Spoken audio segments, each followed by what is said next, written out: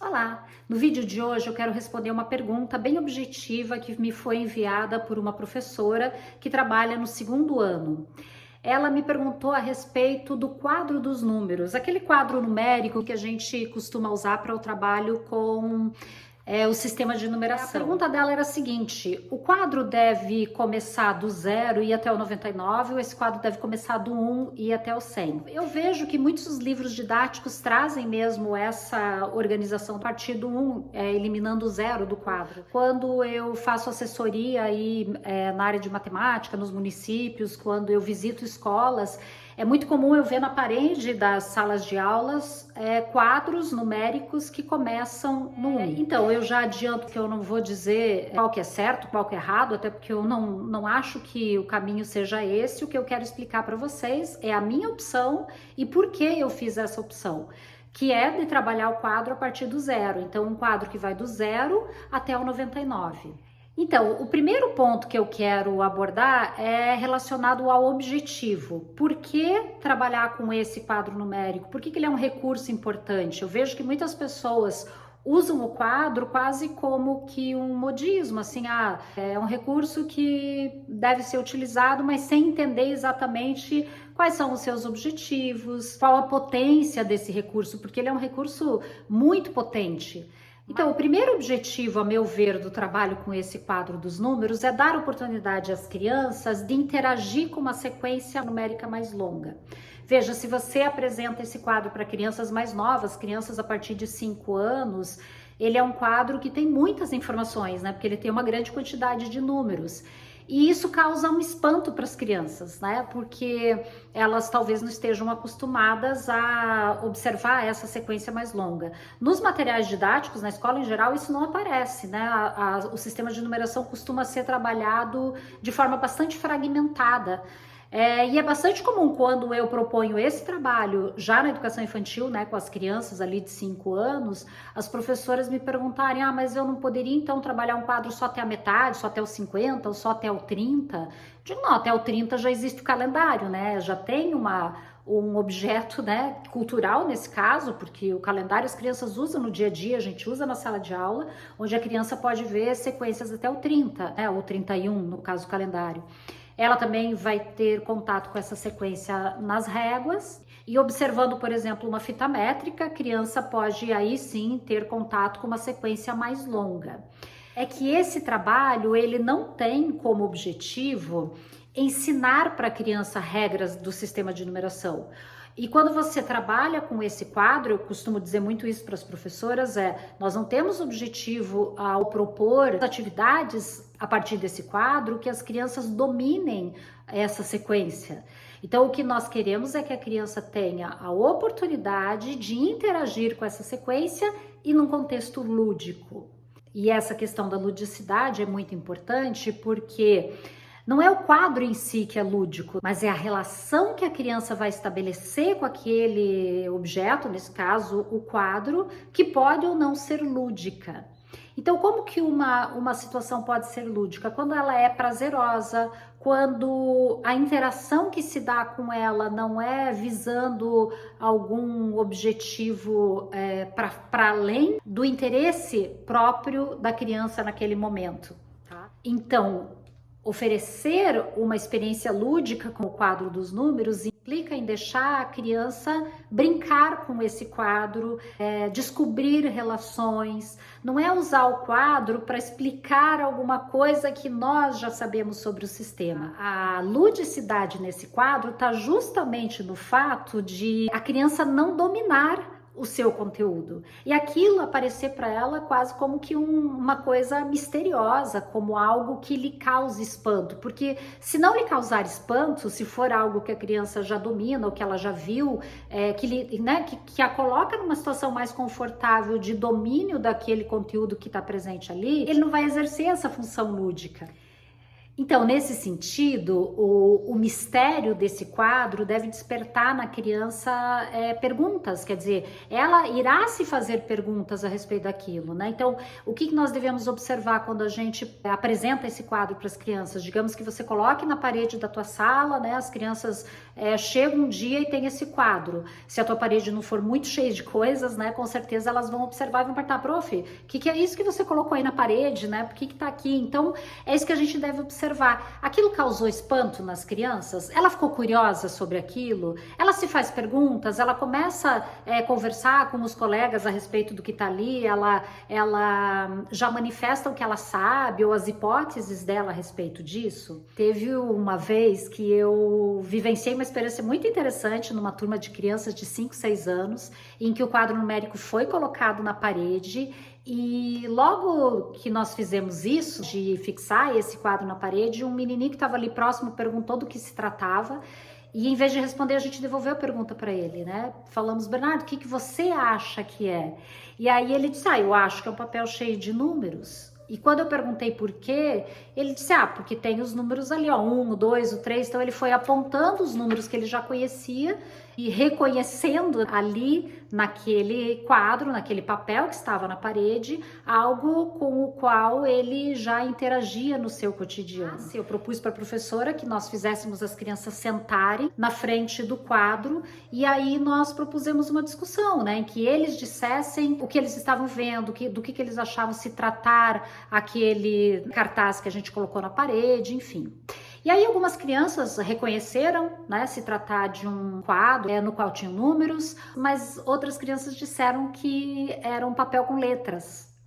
E aí nós propusemos então uma discussão, a gente pediu que elas explicassem por que achavam que eram números ou por que achavam que eram letras. Então, quando a explicação foi sobre os números, as crianças novamente recorreram à contagem e disseram, os números são para contar, os números são de contar. E uma das meninas que havia dito que se tratava de letras, ela disse que as letras também serviam para contar. E logo que ela falou isso, eu imaginei que ela estava se referindo a uma experiência que eles haviam tido alguns dias atrás, que era de fazer a contagem do número de letras do nome usando o crachá. Mas o que ela disse em seguida nos surpreendeu. Ela disse assim, que as letras são de contar porque a professora conta histórias lendo os livros. As histórias são feitas de letras, então as letras também servem para contar. E isso chama atenção para uma coisa muito importante, que é a escuta da criança. A gente não sabe o que passa na cabeça da criança quando ela interage com objetos de conhecimento, sobretudo com aqueles que ainda são novos, que ela não domina ainda. Trazer esse quadro dos números para uma sala de aula, e justamente pelo fato dele conter uma sequência tão longa, vai trazer e possibilitar esse tipo de discussão. Porque se as crianças ficam curiosas a respeito daquilo, elas se fazem perguntas e elas também formulam hipóteses. Então, através disso, a gente pode provocar um percurso de aprendizagem no qual a criança vai ter a oportunidade de interagir com uma sequência numérica mais longa em situação lúdica. A meu ver, uma coisa que vai garantir a ludicidade aqui é justamente o mistério, é esse quadro ser apresentado como algo misterioso, algo que deixa as crianças curiosas, mas o que é isso? Para que ele serve? Como é que ele funciona? Né? Então, são essas questões, porque para muitas crianças já está claro que se trata de números, mas por que tem tantos ali? Né? Então, como é que a gente provoca ou a gente ajuda a criança a estabelecer essa relação lúdica? Tem a ver com esse lugar de mistério, esse lugar de desafio. Por isso é um recurso a ser utilizado com as crianças menores, né? Porque uma criança maior talvez até possa estabelecer ali uma relação lúdica, mas para ela aquilo não tem mistério nenhum, para ela é algo, assim como para nós, já dado, já posto, a gente já sabe do que se trata. Então, por isso, quando alguns professores perguntam para mim, mas meus alunos são muito pequenos, eles não conhecem, eles não sabem às vezes contar nem até 10, como é que eu vou já trazer um quadro como esse com os números até 99? Eles não vão conseguir já lidar com esse quadro, enfim. Vão conseguir lidar com esse quadro sim, mas eles vão lidar ao modo deles. Eles podem não conseguir já realizar a contagem ou compreender as regras, mas isso é um resultado de um longo processo. E para que todo esse processo de construção do sistema de numeração decimal funcione de uma forma lúdica, eu não devo explicitar para as crianças quais são as regras desse sistema. É justamente colocando a criança para interagir e usar o sistema de numeração em situações significativas e em situações lúdicas é que a criança vai construindo e buscando uma explicação para ela. Ela tenta atribuir um sentido para isso que para ela no início parece tão misterioso. Então os professores dizem, eu vou fazer um quadro só até o 30, eu vou fazer só até o 50. Com isso a gente quer evitar que a criança lide com algo mais complexo. A ideia é justamente causar esse espanto, causar esse desconforto, fazer com que a criança se sentindo desconfortável por não compreender aquilo, ela haja, né, em função de compreendê-lo. O Gérard Vergniaud, que é um pesquisador francês, ele dizia que toda aprendizagem começa por um mergulho no caos. Na verdade, essa é uma ideia também bastante piagetiana, né? A ideia de que o ter essa sequência muito longa e não compreender como ela funciona é que vai mobilizar essa criança a agir. E aí, logicamente, o papel da professora, do professor, com uma boa mediação aí, é fundamental. E aí eu tô gravando uma série de vídeos para te apresentar algumas sugestões de como explorar esse quadro, né? E sempre será a partir do 0, ele vai do 0 ao 99. Algumas pessoas gostam de colocar mais uma linha, acrescentar mais uma linha no quadro, né? No caso, como se fosse esse aqui, nós teríamos aí mais uma linha, então se coloca o 100, alguns deixam os quadradinhos em branco, eu já fiz a experiência de colocar os números até 109, e isso é bastante interessante, as crianças começam a perceber que os números depois se combinam de 3 em 3, isso de fato não é um problema para as crianças. Isso não atrapalha a sua aprendizagem, muito pelo contrário. As crianças formulam hipóteses a respeito dessas escritas, né? E muitas delas já conhecem, por exemplo, o 100, e a partir dali, algumas percebem que o 100 se combina com o 1, com o 2, com o 3, mas enfim. O que acontece é que para muitos professores isso parece assustador, porque tem a impressão que a aprendizagem da criança precisa ser controlada, que eu preciso só trabalhar em sala de aula com aquilo que ela tem a capacidade de entender naquele momento. Então, se a ideia é trabalhar só com aquilo que ela pode dominar, e quando eu digo dominar, eu estou falando de que ela seria capaz de dar respostas corretas, de fazer os exercícios e não errar nesses exercícios, a gente busca uma simplificação. Nesse sentido, eu acho que muitas vezes eliminar o 0 do quadro tem como objetivo também eliminar essa complexidade, porque o 0 é uma ideia complexa, sem dúvida nenhuma.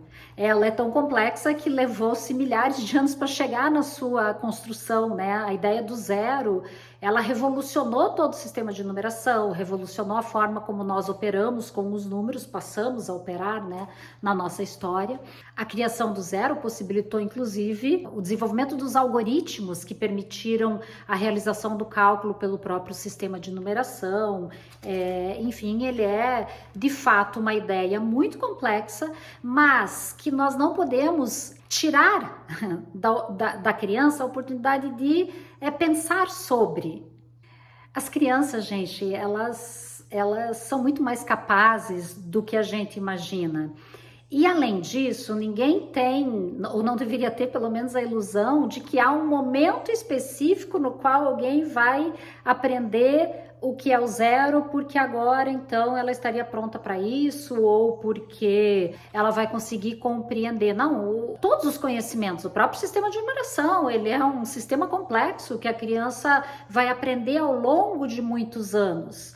A escola, de alguma forma, criou uma ilusão de que eu posso fragmentar esse sistema, apresentar pedacinho por pedacinho e a cada momento a criança vai ter um domínio grande daquele pedaço, né? Quando a gente trabalha com quadros números, na verdade, esse trabalho está pautado numa ideia de que a criança deve interagir com o sistema de numeração em toda a sua complexidade e que ela vai, desde o início da escolaridade, né, já interagir com números de magnitude alta e ela vai usar esses números em situações significativas, em situações lúdicas, muitas vezes em vivências, experiências diferentes, né? Então vai ter aqui uma repetição, né? Eu vou trabalhar o mesmo conteúdo de diferentes maneiras, por meio de diferentes experiências e vivências, e aos poucos essa criança vai construindo esse conceito.